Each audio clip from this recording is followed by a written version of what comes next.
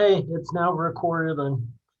Okay, welcome everyone. This is the Walla Walla County Council on Housing meeting for January 28th, 2020. So with that, we'll do welcome and introductions. I'm the chair of this council and the city administrator for College Place. Kathy Covey, Blue Mountain Action Council.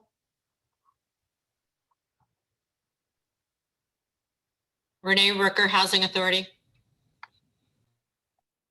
Elizabeth Chamberlain, City of Walla Walla. Andrea Wigmiller-Behringer, Walla Walla Valley Metropolitan Planning Organization. Julie Reinholtz, Faith Representative.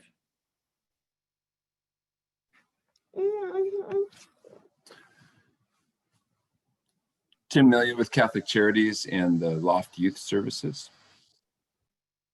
Hi, it's Rachel from Community Council. Catherine Beninga, Community Council. Creekville Whaler Alliance for the Homeless.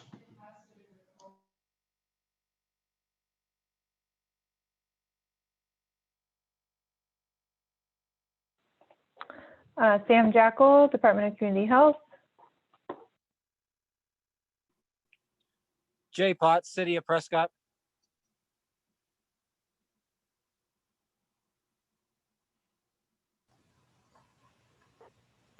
I see we have Randy on the call too. No, and then a phone number.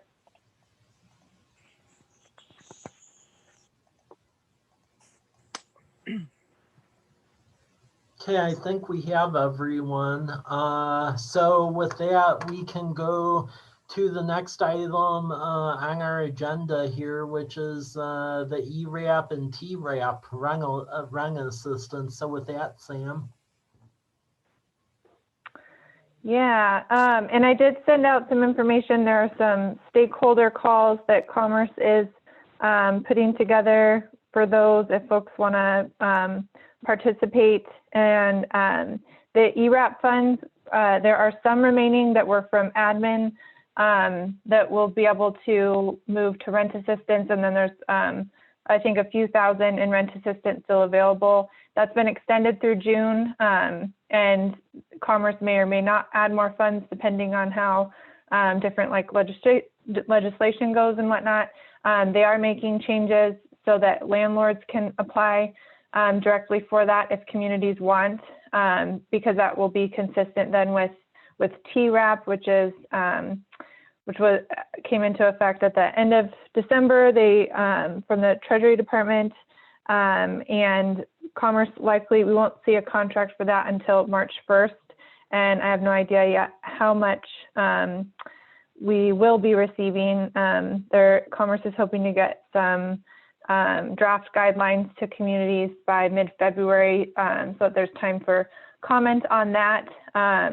But we did in Walla Walla County, through BMAC and the Walla Walla Immigration Rights Coalition, spent around, I think it was a little over $600,000 in rent assistance between just like that tail end of last year. And there's still a definite need. I know BMAC, and I don't know, Kathy, if you have anything you might want to add, but I know that BMAC still has a list and folks are still calling to get on that list, and things are just kind of on hold with that. But there's definitely a need. Yeah, we've got about 100 on the list so far, but continue to take those names and numbers and get them in the queue. Yeah, and I will be scheduling a touch base, Kathy, with likely with Liz, and then also Julie. I'll be reaching out to just do a touch base with the Walla Walla Immigration Rights Coalition too, because I think things went pretty well, and just wanting to be able to continue making things smooth for folks that do need that rent assistance. But I did send out the information if folks want to sign up for those stakeholder calls to learn more. Sam, just a quick question, just for clarity's sake. So the The money, the bill that was passed at the end of December, the federal bill that was passed with the $25 billion in rental assistance money. So you're saying that won't come to our community, our portion won't come here until the beginning of March? Yeah, Commerce is aiming for contracts to, or the grant start date to be March 1st, which they're saying is ambitious. And I think part of it is TRAP. So with the ERAP program, which was the state program from Commerce, like income eligibility, people could self-certify, and with TRAP, that might not be the case. And so some of those details are still getting worked out, which is, I think, part of the holdup. And if you do want to register for those calls, I'm sure there will be, I think the next one is next week, more information and also opportunities for questions. But yeah, we probably won't see anything till March 1st for TRAP. ERAP, we may have funds added sooner than that. I know that if, I know that Commerce will be able to do a quick turnaround there because they left grants open and extended them through June. So we won't have to go through the whole process. We'll just be able to get an amendment, get it signed, and start getting rent assistance out. So, and the contract with BMAC is still open too, and possibly Walla Walla Immigration Rights Coalition too. So, Thanks. Yeah. Any other questions? Okay. Well, if there aren't any other questions, we could move to the next item then, which would be the community land trust update. So with that, Rachel.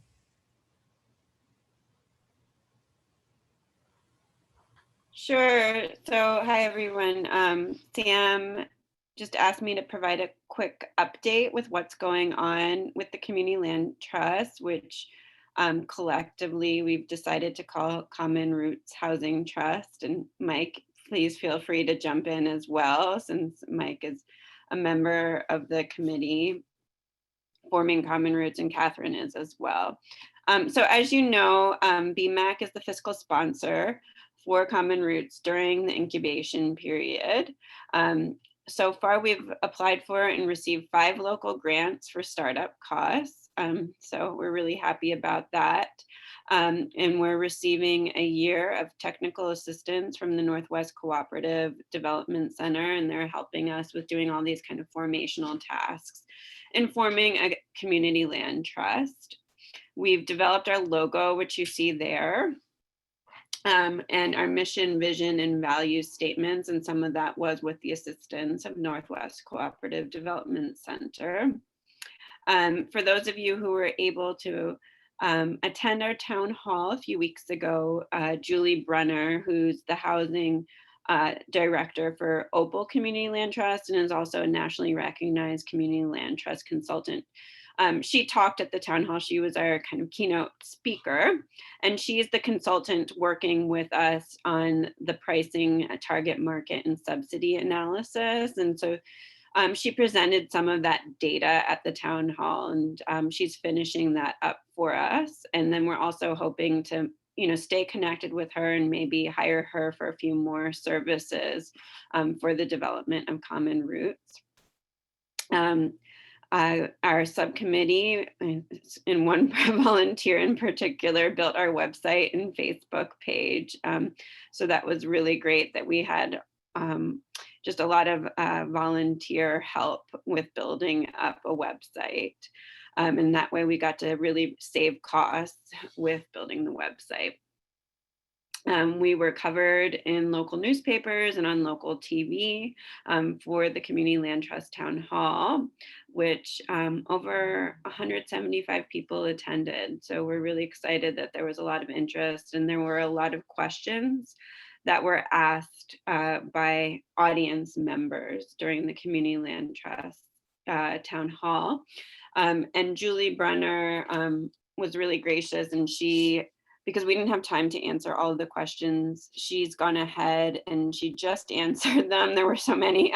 So we got the document from her, and we intend to be sending it out soon to everyone who signed up for our email list. So I think we're really on a roll. I think, Mike, you were in on the conversation last week. We started working on our articles of incorporation, and next step is bylaws. So we're moving quickly, considering that we don't have a dedicated staff person behind the initiative, but we are applying now for funding to hire a dedicated staff person. So the next slide, because, go ahead. Yeah, just a quick question on the questions and answers. Will that go out to everyone that was on the town hall meeting? Everyone who signed up for the email list. So when folks registered for the town hall, there was a question of, do you want to be on the email list? Because there are some people who don't want to be contacted by us. So I believe you are, Kathy, but if not, then I will make sure to send that to you. Thank you. Yeah, and I can also just send it to everyone here, to the whole council on housing. Yeah, Julie is just like a total resource for us, you know, has a wealth of resources in terms of her knowledge of community land trusts and how they work. So it was fantastic to have her there, because we got some really nuanced questions, which we don't yet have the capacity to answer, but Julie does. So she started answering these more difficult questions in the town hall, and then in the follow-up, she's answered the rest of the outstanding questions. So now we have our own email for Common Roots, which folks have contacted us on already. We have our own website, which is commonrootshousing.org, and our own Facebook page, which is Common Roots Housing. And our volunteer who's been doing our web stuff, I believe he's connected with BMAC to make sure that the donate button is working. And so I think just recently that's now in effect, so folks can also donate to Common Roots. So I think we have a lot of momentum going, and there's a lot of excitement. A lot of folks contacted us after the town hall saying they're really excited about Common Roots and want to help out.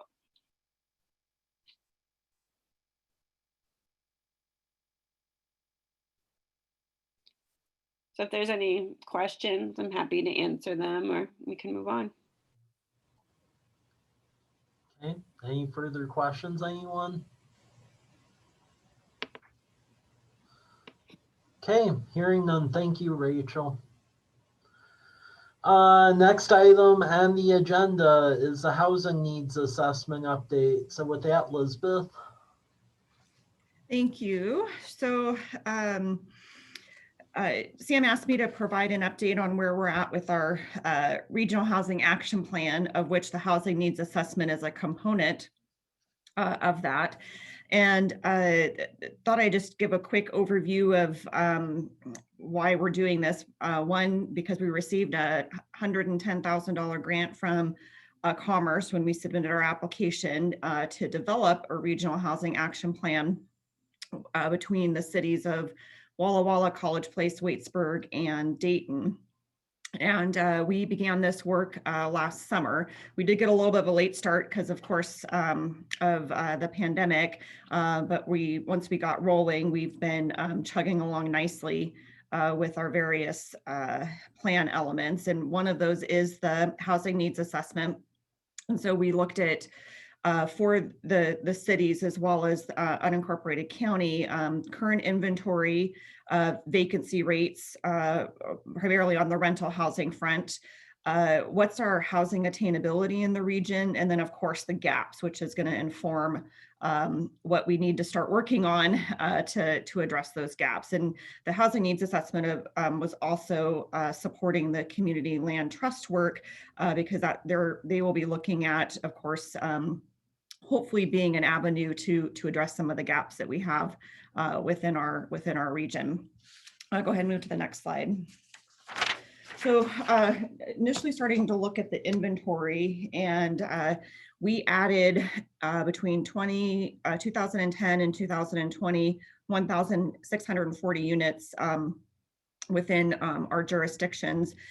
And that was predominantly through single family housing, as you can see. And I just focused on Walla Walla and College Place for this meeting, since those are really the two kind of larger areas where we're going to see most of our housing go. And as you can see, the split has been predominantly single family, a little bit more so on Walla Walla. College Place had a little more on the multifamily front than we did. Next slide. This should not be a surprise to anybody for our vacancy rates, of course, where they're extremely low within our region. And this is across the board. So this is not unique to just Walla Walla or College Place. The county, Dayton, also is seeing low vacancy rates. Probably the only outlier there is Waitsburg. I'm not quite sure why Waitsburg, maybe just because you know, a couple vacant units is a higher percentage there, just from their overall housing stock in comparison to Walla Walla and College Place. But as you can see, the numbers are extremely low. So obviously we know that's an extremely tight rental market and an area that we need to certainly focus on. So Elizabeth, I have a question. So Walla Walla County is 1.9, and then Walla Walla 2.1. So is that Waitsburg and other outlying? I don't get it. How can it be 1.9 when you've got Waitsburg in the county at 26? So it was looking at unincorporated county, so not the incorporated cities. Yeah, sorry about that. I didn't make that distinction. No, that's great. Yeah. That's great. Okay. Okay, next slide. Also should not be a surprise is our steadily increasing median home prices within the region. Walla Walla County has been steadily increasing since 2013. This snapshot was taken from June of last year, where our median home price was $273,000. And as you can see, it has significantly jumped each year. Excuse me, Columbia County fluctuated just a little bit in 2013 to 2015. I don't think we know quite why it dipped. We just saw a slight dip, but basically since 2016, Columbia County also has steadily increased in that median home price, which just, you know, continues to add to our problem, basically, of affordable housing. The next slide, you start really digging into you know, our cost burden households. We've always kind of really looked at cost or severely cost burden is, I mean, when we look at how much you spend on housing, it's housing's affordable if you're only spending 30% of your income towards your housing costs. If you're spending more than 30%, then you're more cost burdened. And that's what the graph is showing there on the left-hand side of the screen, that we, you know, definitely have severely cost burdened. I think that is, I may need some help here, but I think it's when you're pushing more of 50% of your income is when you're considered severely cost burdened. The graph on the right actually is an interesting data point. It's one I hadn't learned about until we got into doing this housing needs assessment, and it's the ALICE households. And this is, let me see if I did the snapshot of what ALICE means. It comes out of the United Way.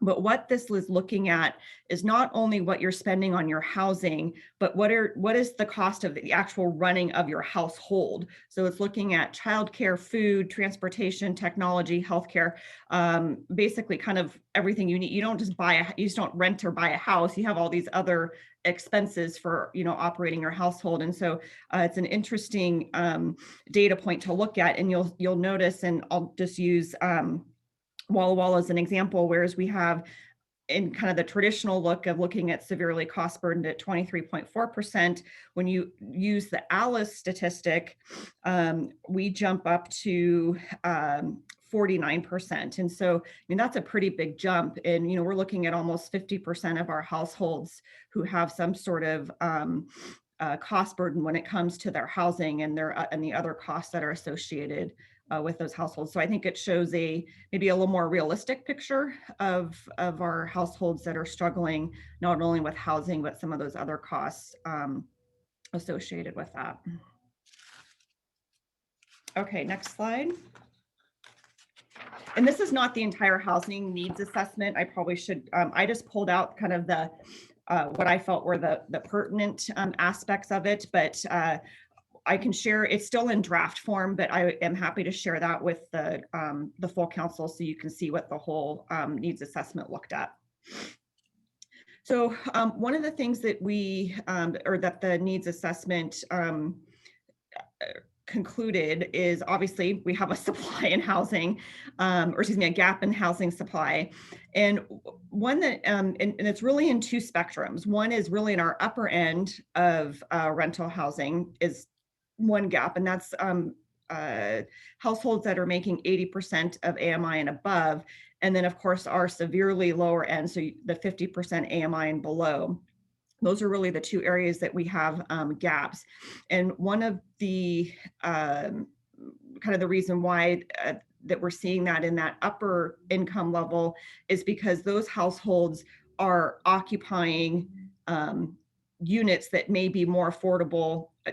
They can certainly afford them. They make more money, obviously. And so, but they're occupying units that would be affordable to other income groups because we don't have enough supply at all spectrums of our housing. And so that's one area that we need to focus on. And then I also thought this was an interesting graphic, you know, and Elizabeth? Oh, yep.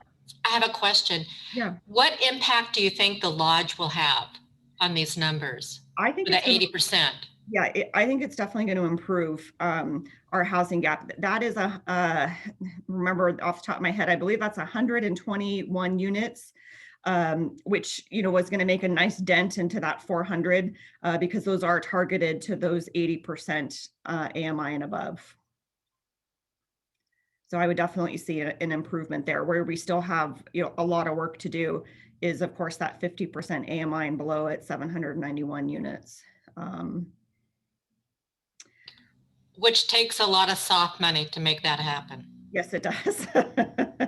Yes, and that's, yeah, and that's where, you know, and that's where the, you know, the Housing Authority partners, BMAC, other grants, you know, we're definitely looking at, you know, kind of the, we're at the subsidized spectrum when we're looking at that 50%. I have a question. This is Nori. Is there any way to predict or anticipate when the 121 units open at the lodge and become fully occupied, what percentage of the housing that those folks vacate may go to the 50% AMI folks? Is that just a guess, or? I think it's going to be a little bit of a guess how much movement we're going to see, you know, just kind of within our own housing supply by bringing that online. You know, I think the other, when we get the apartment project going out at the former Kmart site, I think that's also where we're going to start seeing hopefully some improvement, because those are, they're, because we're adding that much more supply into the market. So right now, I think it's a guess, but it probably wouldn't hurt to do maybe even like a little bit of a refresh as we're starting to see some of these new projects come online. And what's the timeline and how many units out there at the old Kmart? I haven't heard much about that. I see the activity, but I don't know anything about it. I believe they're starting their demo work this spring. They were also delayed a little bit due to COVID. They're doing it as a phased project. And I think the first phase is 90. I'm not the development services director anymore, so I don't have all these numbers off the top of my head like I used to. But I think their first phase is 90 and the total project is 150. So it's substantial. Okay, thank you. Yep. Elizabeth, it's Julie. Is the Kmart, are those apartments, what's that target AMI? The target is, I would say, somewhat similar to the lodge, probably 80% and above. Okay, thank you. Yeah, so I think we're doing better there in that category, but as you know, Ray commented, and we need to there's, yeah, the soft money is what comes into play when we start targeting that 50% and below AMI. So the 80% and above, meaning they could go to 200% of area median income if they wanted. Do they have don't they have a mandate for some units to be at a certain level and not above? The lodge does, because the lodge is a benefit of the multifamily property tax exemption. So the lodge does have that income restricted for 20% of their units.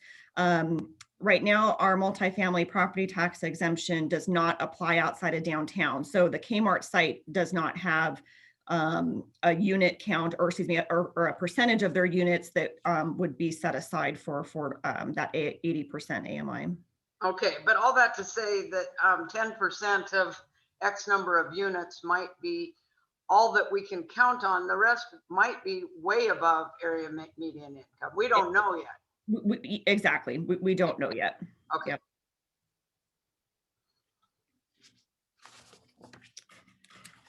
Okay, next slide. So that was kind of focusing more on rental units, but overall, between the 4 cities and the county, we need to add roughly about a little over 4,600 units over the next 20 years. So that's a pretty big amount, considering we only added 1,640 in the last 10 years. So we definitely have some supply that we need to catch up on. And then the future demand assumptions. So the consultant did look at, we need to do this with a variety of housing types. We can't do it all just with single family. We can't do it all just with apartments. And so you see here kind of a rough breakout of what the consultant has assumed as a future demand. And then predominantly the units would be targeted to the two main cities, Walla Walla and College Place, just given that we're kind of the urban center within the counties. One thing that we did look at, and I know that it's small on the screen, so you'll probably benefit from getting the full report, but one aspect that we did look at what was our land supply, because that of course plays into where we can actually construct new units. And so both the cities of College Place and Walla Walla are likely needing to look at some sort of UGA. We're gonna have a conversation about our urban growth boundary, basically, and that's going to take, of course, Walla Walla County to participate in that. Just a quick growth management overview. The cities can't establish our UGAs. That authority rests with Walla Walla County. And so there is definitely a partnership there that we will need to continue to work on in order to have that UGA conversation. And is our UGA in the right spot? We've also talked about that as well. And, are we developing the land, in the right spot, right location? Can we get utilities to it? All those questions that we look at when we're deciding on where to put growth. And so that has come out of this. I know Department of Commerce, when they reviewed this initially, didn't like that as the only recommendation, but not surprising. They don't like UGA expansions, but that is something we're going to have to look at here locally to help address this problem that we have. So really next steps. So next slide, I think this is my last one, is, how are we implementing all of this? And of course, our challenges. I started to touch on this a little bit. So we're part of the plan is going to have a kind of a menu of strategies that the cities could look at implementing. What might work for Walla Walla may not be what Dayton or Waitsburg may want to implement. And so we'll have a lot of options for the cities to look at. Obviously, I commented on already about the urban growth area modifications. That's also a challenge that we're going to have to face as well. Of course, market conditions are always in play. Funding, which we alluded to, particularly for our at the below 50% AMI. And this is something we're starting to see a little bit. Mike, I'm not sure if College Place has faced this, but when we changed our zoning code here in the city, And now we're starting to see projects come about as a result of that zoning change. We're still starting to see some NIMBYism. We have a community that says, you know, we need affordable housing, we support affordable housing, but then the projects come and then it's like, well, I don't want that next to me. So we're still fighting a little bit of that NIMBYism as it relates to denser housing and things of that nature. But we're continuing to plug forward. Any other questions, comments, thoughts? I would just second those comments about the NIMBYism. We've experienced, I would say, both sides of the argument here, where the same people in general want affordable housing, want it, but not near them, which, especially in College Place, where we're only 2 square miles, yeah, good luck on that. So, any questions, comments, concerns?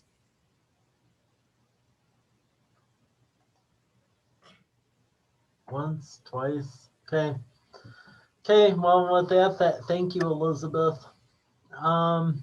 Next item is House Bill 1406 update. Sam? Yeah, thanks, Mike, and thanks, Elizabeth, for all of that information. I just included some of the information that you've all seen before as far as what House Bill 1406 is, so I don't know that we need to go through all of this, but you do have it in front of you if you do. The fund can be used for affordable housing. So that includes acquiring, rehabilitating, or constructing affordable housing, which may include new units of affordable housing within an existing structure or facilities, providing supportive housing services, or funding operations and maintenance costs of new units of affordable or supportive housing. I think Renee and Anne-Marie remembered 60% AMI, and that was correct for this fund when we're talking about affordable housing. We already have a interlocal agreement in place. And again, I just put this information if folks wanted to revisit it. So as far as facilities investments, supportive investments, which I just kind of summarized there. And then I wanted to show the full fund for 2020. You can see it broken down by each month, and then the total revenue from all of last year was just about $108,000. So that is the quick and dirty of it. I know we've talked about, last time we talked about implementation of these funds, so I don't know if we just want to open it up for discussion on and thoughts that folks have. Well, I'll just open with my initial comments on this. I think really as far as the implementation on the money piece of this, it's really waiting for the final housing needs assessment, because that's really the blueprint of what we're trying to do across the valley here. Sorry, Sam, this is Catherine, and maybe you already talked about this, but is there a mechanism in place for deciding how these monies would be used? And I heard what Mike said about the housing needs assessment, but it also brings to mind common roots and if, different organizations would apply for these funds, or do we even know yet?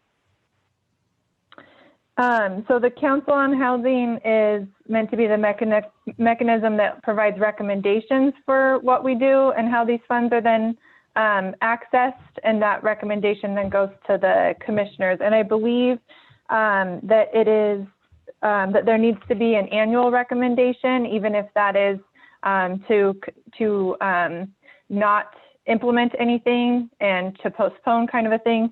And I was just looking at the interlocal agreement, because I believe that the recommendation is due by September of each year.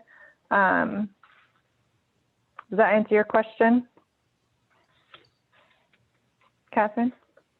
I'm not sure. I guess I'll just have to keep thinking about it. It sounds like the Council on Housing would submit a plan to the commissioners then? And I'm assuming it would be something that would align with the 5-year plan. Is that what you're saying?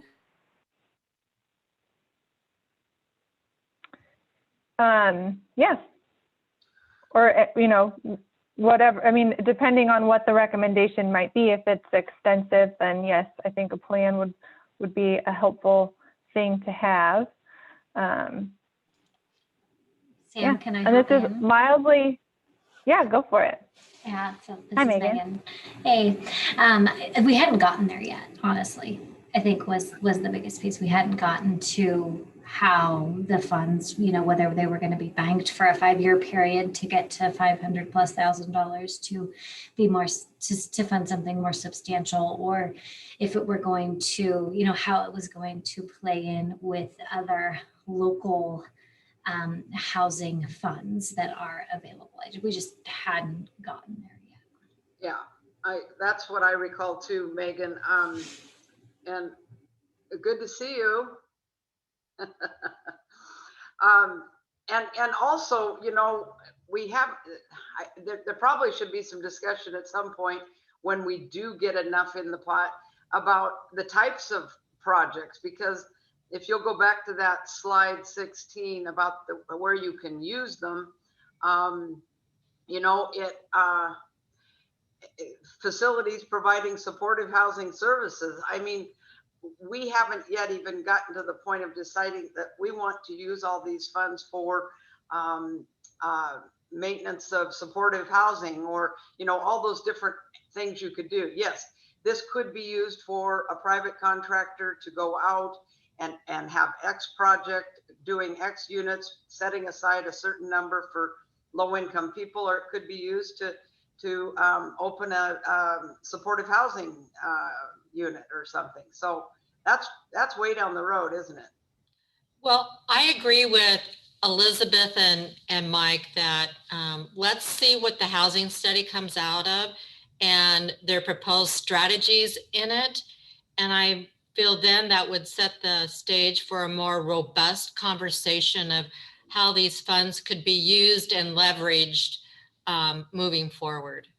But Renee, does the housing study really talk about those inside of affordable housing? Who is at most in need? Is it people that are elderly or mentally ill, or homeless, or I mean, we're talking Children's Home Society about a permanent supportive housing project for young mothers and families. The housing study won't get to those subsets, I don't think, will they? I don't know. That's a question for Elizabeth.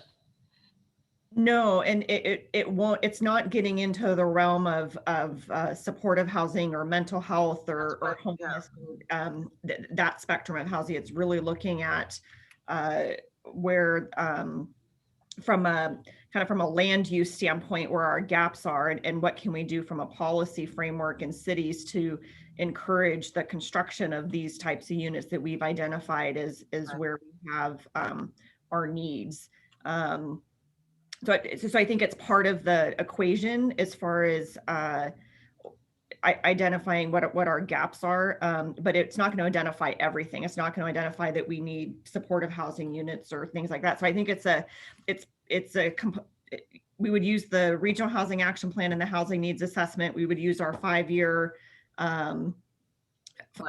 county plan, and then some of the other and then whatever other information we want to include, and then we would need to figure out, are we looking at an application process, to allocate the funds. But I think we probably need to decide.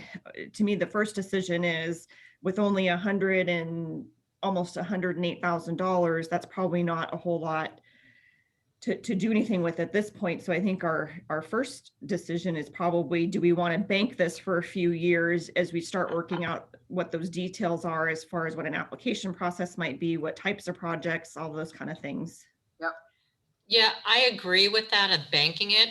But to Kathy's point, I think another more targeted study needs to occur as to what are some of the other subset housing needs that are out there. So the Housing Authority will be putting on 29 supportive housing units that will be subsidized. And so those will come online probably in the next 15 to 16 months. So that's a start, but Kathy makes a good point. But I think banking the money so that we can leverage additional funds to be brought into the community to address those housing needs below 60% of area median income. Yep. So Kathy and Renee, how do we get to the information? This is Tim, for those subsets. You know, coming from the youth and young adult side, you know, we're certainly seeing that need with those 18 to 24-year-olds. With Kathy, you know, I know Liz and your team over there is really seeing that. And so I'm just interested in what kind of a study do we need to bring in? Because I think it would be great to be proactive on some of that with the subset. Yeah, and so there's a consultant we've used twice that I believe could get at that. And we've paid for it twice, but I could reach out to him to see if there's a way that we could get into those more subsets. Yeah. Yeah, that'd be And great. Tim, if you could reach out to me offline, I'd like to talk to you about that youth and what we might be able to do for some rental assistance for them. That would be great. And we have some data sets with working with our 12 to 24-year-olds, is that we really have some quality data that we can now really rely on as far as what we're being told with those numbers. So yeah, Renee, I'll be in touch.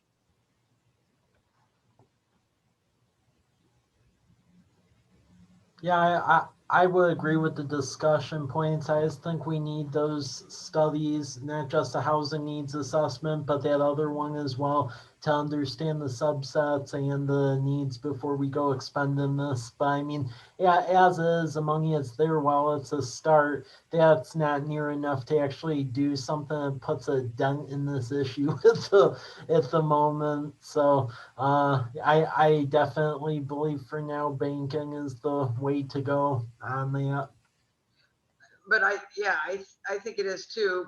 But if we could tap in, Renee, to a consultant to get ahead of this, so that when we do have a funding source, even if it's not this one, let's say that we hear about a funding source for X, Y, or Z, that we have the data from the consultant that says this community, this was the consultant's opinion, was the biggest priority or the biggest gap in what we have to offer or need area. I just think that would be great. Well, I will reach out to David the first of next week. Okay. Perfect. Great. Elizabeth, can you remind me, when is the housing needs assessment meant to be finalized or completed? Even though it's still saying draft, I would say we're pretty close. There's still some tweaks that we need to make to it that Commerce asked for. But we're pretty much there as far as the data that's in there and whatnot. So the draft I can share with everyone is probably pretty close to the final version. The overall regional housing action plan won't be done until probably second quarter of this year.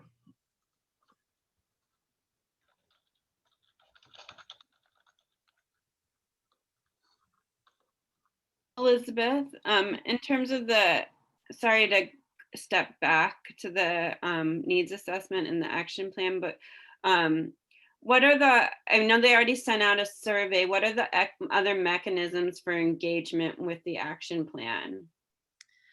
So when we have the draft ready to go, then we'll be putting that out for review and comment.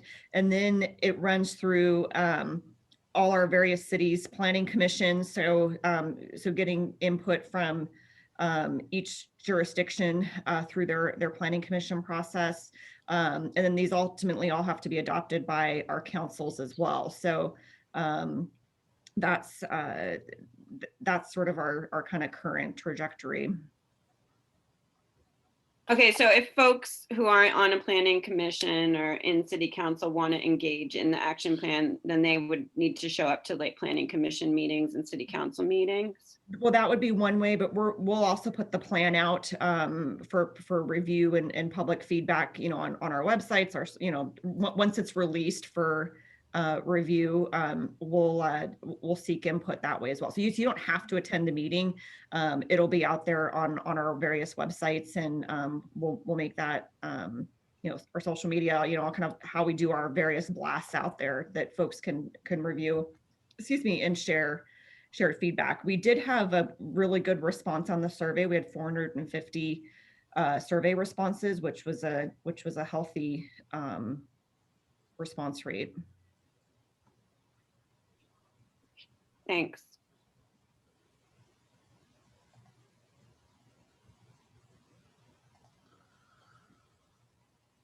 Okay, any other comments or questions? Yeah, I may have a silly question. So do we need to discuss who and how we pay for the consultant for this other needs assessment? Or just exploratory, find out if this person, I'm sorry, I can't remember the name. David, is that what you said, Renee? His name's David. For these other housing types.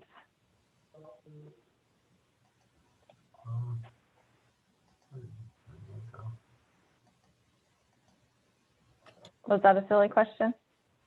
No, I think it's a good question. I'm not sure where Renee went, but I think we need to see if they're even up for the task. And it may be that, that they aren't, but we would need to find out how much somebody else would charge maybe to do it. I think it's probably too soon, but we definitely need to find out dollars.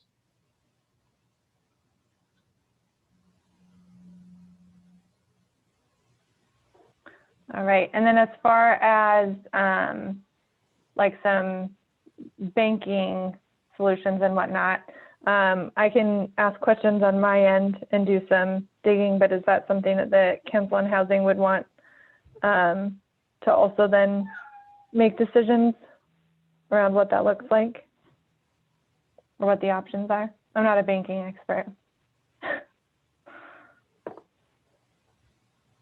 I think, isn't it just that wouldn't it just take a motion or action by this group that we're not making any decisions with the funding for year 2020 and 2021 as we, and then and we want to, and I don't know if we want to establish a length of time right now, but we can at least make that decision or recommendation to the county commissioners that we wanted to set aside or keep in a holding account, whatever we want to call it, for 2020 and 2021 revenue. Yep. Yeah, I think that's what essentially the vote would be on that, because I think it's in its own fiscal account anyhow. So. So is that a motion, Elizabeth? Sure, I will make that a motion. Okay, Elizabeth has a motion in place for to hold it for this calendar year. Is there a second? Second it. Okay, there's a second. Any comments or questions or points of order of anything? Okay, hearing none. All those in favor say aye. Aye. Aye. Any against say nay. Okay, ayes have it. Thank you. Okay, going to the last point here, other business. I have one. Sam will send out the email to everyone, and those who I thought could write a grant for it, I've already shared it with, but the state has some supplemental COVID funds that it looks like they're basically soliciting ideas to use toward housing, some behavioral programs, things of that sort. It's due, the granting applications are due the end of February. So Sam will email that out to everyone, but I wanted to make sure that you're all aware of that because it looks like that's an extra bank of grant funds the state has that's trying to dole out.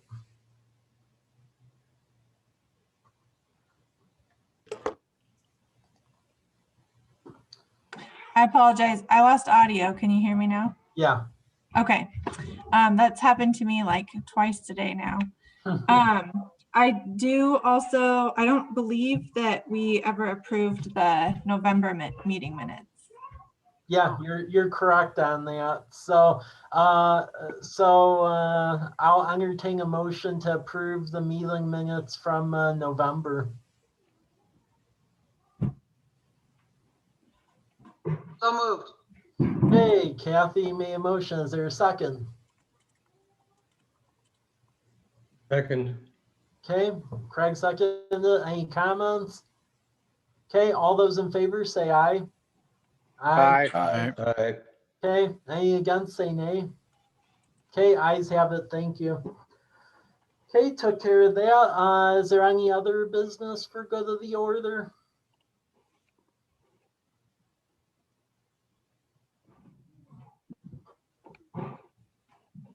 This is Tim. I just want to bring one thing to your attention. Many of you may be familiar with diversion.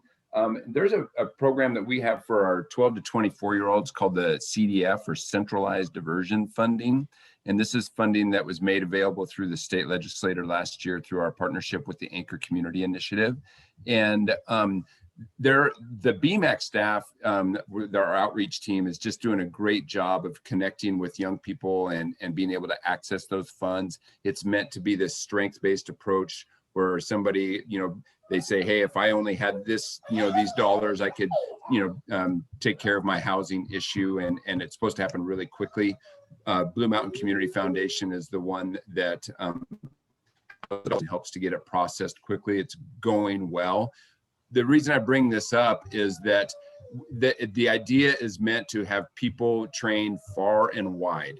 So in the schools, in juvenile justice, in the faith community, and all over. And so if you have staff members or members of your teams or people that you think, boy, they work with youth ages 12 to 24, and then I think you should have those people trained in this. And you just let me know, send me an email and we'll make the connections and we'll get your staff trained on that. But the more people that we have, your really good staff people that you already have, this would be really beneficial. And in the future, we'll share a cool graphic that Sam has that kind of shows how those funds are being used, the turnaround of it, how much money is left, who it's serving, looking at disproportionate, populations that are represented in homelessness. So some great stuff there. That's a partnership with our other communities and Anchor Community Initiative,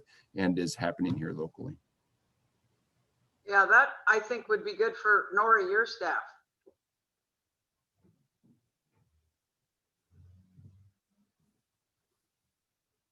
Yeah, I think we've been partnering with the Anchor Community Initiative folks. Cassetto, our court services manager, is kind of our contact for that. I honestly don't know that much about it. John's really our point person for that. So Tim, tell me why Blue Mountain Community Foundation is involved at all. Well, we needed a nonprofit organization that would be able to quickly turn around dollars, and that was one that could do it. They were able to get the funds accessed really quickly, and so that was why they were identified. And we did quite a process of looking to see who would be best to do that. Like a county entity or a public entity, it doesn't happen fast enough. Well, that's why I ask. I mean, yeah. They don't even have regular accounting staff. I mean, you can get a check cut out of BMAC in a matter of an hour, a minute. I don't understand why that's going through another entity. Well, we had worked with Liz on that. Kathy, I'd recommend talking to Liz about that, because she was involved in these conversations. Okay. Very good. Yeah, and Nori, we can get in touch with John too about the CDF stuff and the training. There's going to be another training coming up, and I think the next one's not till March, but yeah, please do, Sam, because I just corralled him out there and he let me know he's missed a couple meetings. So I think it's time for some re-engagement. Yeah, unfortunately, I think the pandemic has really thrown a wrench in a lot of things. But yeah, we'll definitely reach out. Appreciate that. Hey, Tim, I'm curious if you have contacts out at the community college. I don't know if you were able to participate in the Common Roots Town Hall, but the president, Chad Hickox, did a brief presentation about the need for community land trust and shared that based on a survey that they done before the pandemic, 70% of their students reported having housing insecurity. So there's real need out there. And I don't know if there's a connection between what you're doing and folks out at the community college. We've had some, thanks, Catherine. We've had some contact out there. And I think, again, that's probably a relationship that it's time to reestablish and find the right avenues. It's kind of been, a hit and miss on who we have been able to have contact with. So I'll put that on my list. Thank you. We need to see the baby. He's talking away over here. It doesn't, it's all jumbled, but he's helping me out. How cute.